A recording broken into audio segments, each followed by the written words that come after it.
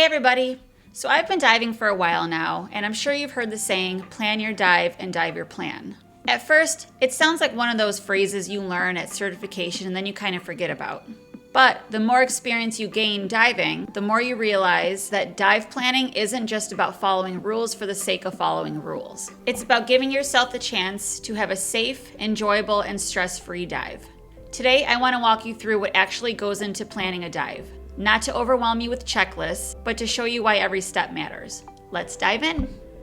You want to start with your environment. Before you even pack your gear, you want to ask yourself, where am I diving? Because every dive site is different. Are you shore diving or are you diving from a boat?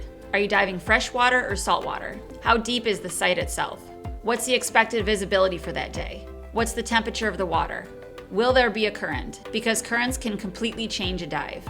A site that feels easy when there's no current can be a lot more challenging when the current picks up and it's stronger. You want to check out the weather for the day. Wind will affect the size of the waves. Rain can reduce visibility. Storms obviously can create unsafe conditions. Remember, just because you drove to the dive shop or booked the charter for the day and booked the dives doesn't mean you have to dive them. Sometimes, depending on the conditions, it's the safest thing not to. One thing I always recommend is taking ownership of your dive. Yes, the dive shop that you book through, the instructor or the dive master will most likely check out the weather conditions that morning, but it's always good to do your own research and to check out the weather conditions yourself, just so you know what kind of environment you're going to be diving in.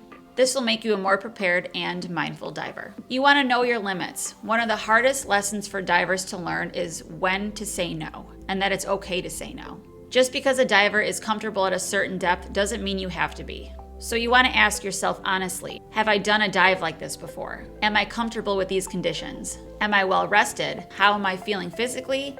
And am I mentally focused? Being tired, stressed, dehydrated, or distracted will affect your awareness underwater a lot more than people realize. And there's absolutely zero shame in deciding that today might not be the right day to dive for me, and that's okay.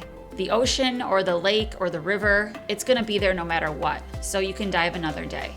Make a dive plan together. Don't assume that you and your buddy are thinking the same thing. So discuss the entire dive.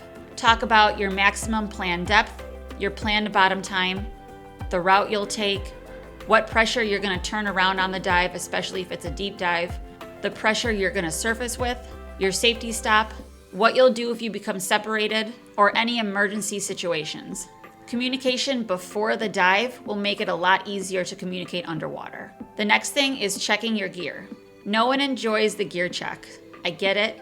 It can be an annoyance at sometimes, but trust me, you don't want to miss the gear check. It just takes a few minutes for you and your buddy to inspect everything. Make sure your tank is actually full. I dove with a couple people before where they thought they had a full tank from the dive shop, and it ended up being halfway full. So always make sure that your tank is full. And if you're diving Nitrox, just double check with an air analyzer to make sure you have the correct percentage of oxygen in there for the depth that you're diving.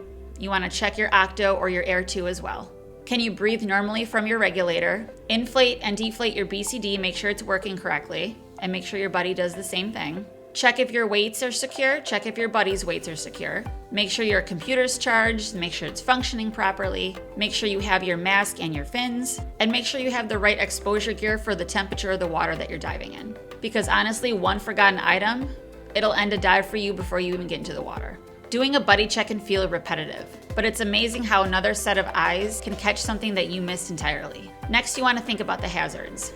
Every environment has its own risks. Maybe it's boat traffic, maybe it's fishing line, or sharp rocks or strong surges, poor visibility, entanglement hazards, especially on wrecks, so you always want to carry a knife or 2 knives just in case. And then certain species of marine life can be dangerous to people as well. The goal isn't to be afraid of these things. You just want to recognize them ahead of time so they don't surprise you underwater. Prepared divers are usually calmer divers. Have a backup plan, and this is something a lot of people don't really think about. What happens if the visibility suddenly drops when you're down at depth? What if the current suddenly becomes stronger than you expected? Or your buddy isn't comfortable underwater anymore? Before entering the water with your buddy, both of you decide what conditions will automatically cause you to call the dive and discuss it. Remember, calling a dive isn't failure. Ignoring the warning signs is actually the failure. Some of the best divers I know are not the ones who push through everything, but are the ones who can recognize the hazards and recognize that they're not comfortable with a certain situation and either not continue with the dive or not go on the dive entirely. And there's nothing wrong with that. Dive planning will help reduce anxiety. As someone who has experienced high anxiety and panic before underwater, I know uncertainty can make your mind race. Dive planning will help replace that uncertainty with some more confidence. You know the dive site, you know the plan, you know your buddy, you know your equipment is working and functioning properly. Your brain has fewer what ifs to worry about. Now, planning doesn't eliminate every single problem, but it does give you kind of like a framework to handle them if they do arise. Now let's walk through a dive plan together. Let's say my buddy and I are doing a shore dive in the ocean. We've already checked the conditions. The visibility is about 40 feet. There's a slight current. The weather looks great and the water temperature is 84. No forecast of storms coming in. The site itself drops down to about 60 feet. But today our goal isn't to go as deep as possible. We're planning a relaxed dive, so we've agreed that our maximum depth will be 40 feet. Our objective today is to explore the reef, enjoy the marine life, and of course, work on our buoyancy. Now, let's talk about the route we're going to take. We'll enter from the beach, descend, and swim out to the reef while keeping it on our right side. And we'll continue until we reach a certain large rock formation. And then we'll turn around and follow the same route back. Keeping the route simple makes navigation much easier and reduces the risk of getting lost. Now let's talk about air. So my buddy and I are both diving regular air with 3,200 PSI in our tank. For this particular dive, we discussed previously, whoever reaches 21 PSI first will signal to the other buddy and both of us will turn around and head back to shore. Now remember, that number isn't a rule for every dive. Your turn pressure should always be based on your dive plan, depth, distance from shore, conditions, and the air consumption of both you and your buddy.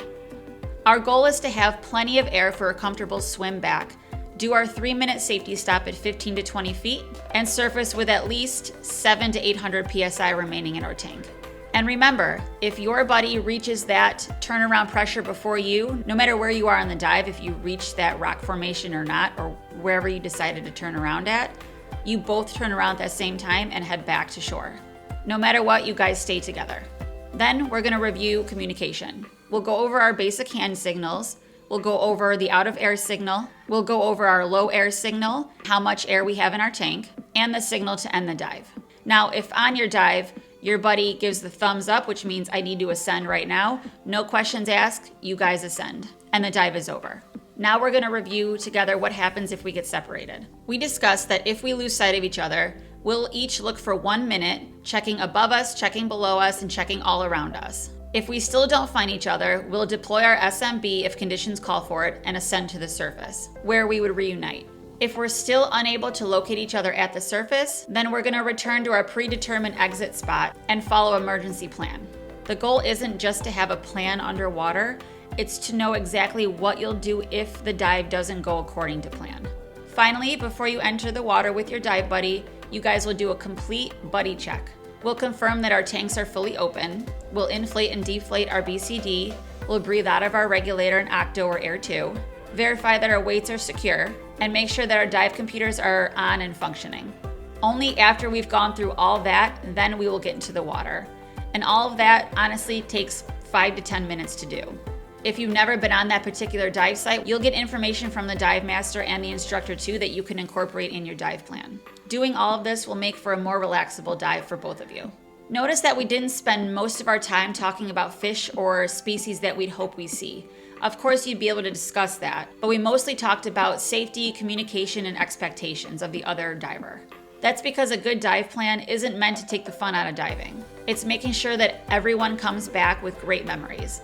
Before I enter the water, I like to take a couple minutes for myself. I stop, I slow down, I take a deep breath, and I just notice where I am and how my body's feeling.